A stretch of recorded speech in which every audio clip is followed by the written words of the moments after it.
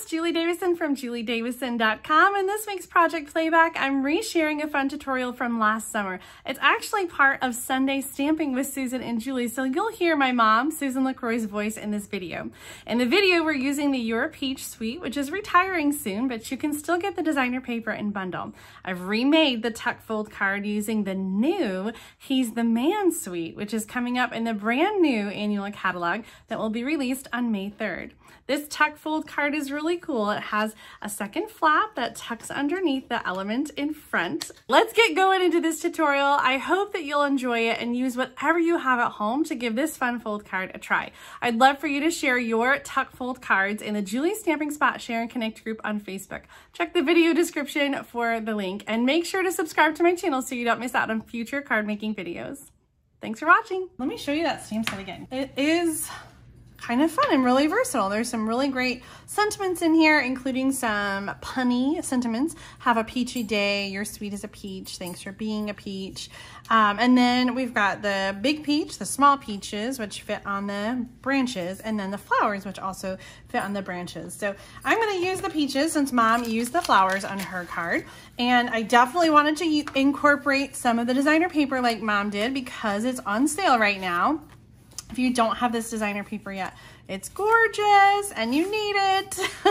This is a tuck flap card. And so I'm gonna start by showing you all the measurements, and I will include them in the video description as well. But I just wanted to show you them because they're a little bit different than just a regular card. So my card base is 5.5 inches by 6.5 inches. And then I scored it at 4 1/4.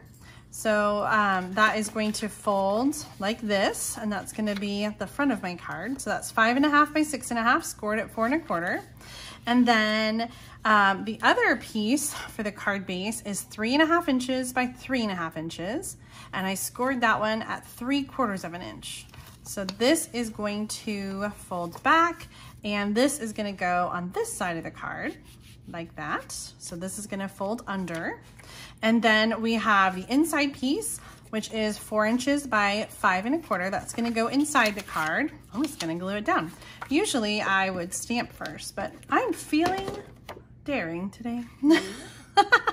Watch, I'm going to totally screw it up. I need to grab another piece. Oh my goodness. All right, the designer paper for the front flap is 2 inches by 5 1/4. And that is going to go right here on this front flap. You know what? I just realized I wasn't supposed to do the white yet. I'll show you now and I'll tear it back up. Oh my goodness. All right, the second designer paper piece is 2 inches by 5 1/4 inch.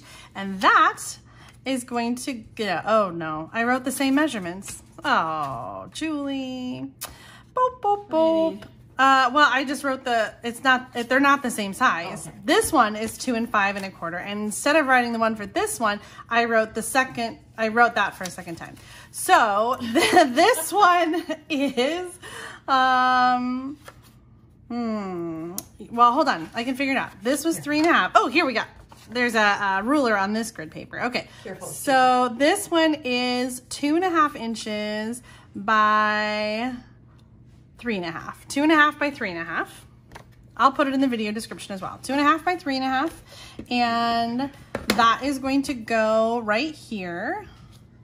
So inside the little flap. And this is what I was supposed to do before I put the white down. You want to attach this flap behind the white. So you should do that before you glue the white one down. That would be the smart thing to do.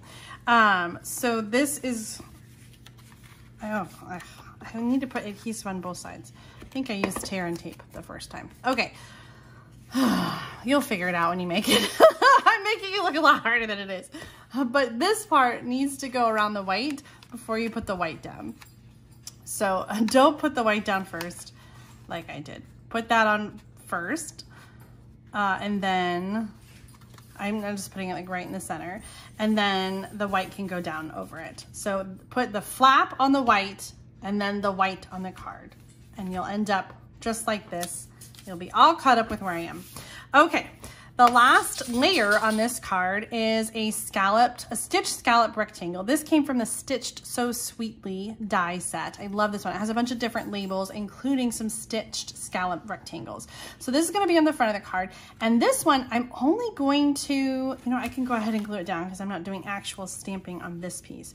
I'm going to use tear and tape because I want this part to really stay put. It's going to hold the flap down, and so it's only going to be adhered right here. So I'm using the tear and tape right there toward the very edge, and then this is going to go over kind of right in the center over that, so this tucks behind the label and gets held into place. So that is the tuck flap card. So now to do our stamping, for the front, I stamped a big peach and the leaves, and I die cut those. I also stamped and die cut the sentiment To a Sweet Friend, which is from this set as well. And so I'm gonna put these on with Stampin' Dimensionals. And, oh good, Mom's got the baby dimensionals. I forgot to bring them. This little banner is so small that you're gonna want to have, in fact, you probably just want one Stampin' Dimensional because it's going to go over the peach on the one end. So I'm just gonna put a little bit of snail. Okay, so peach is going on with Stampin' Dimensionals.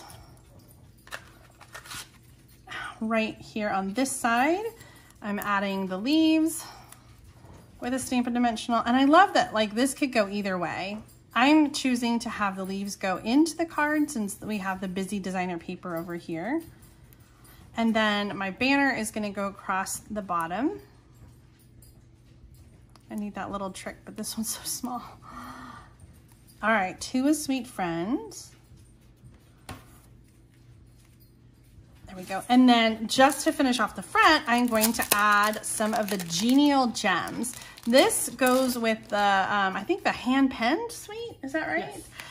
But I think the colors really work well for the You're a Peach suite too. So I'm gonna just do a big one and a small one. I know Mom just talked about odds, but I find that sometimes the stamped image like this, which is also a circle, is the third one. So we've got the 1, 2, the 3. I think it brings the eye in, do you think? Or yeah, that would do you work. Think I need to add another one? Well, I would add another one, but... Where would you put it? I would put it probably in this corner. Because I feel like sometimes then that gets crowded, like that.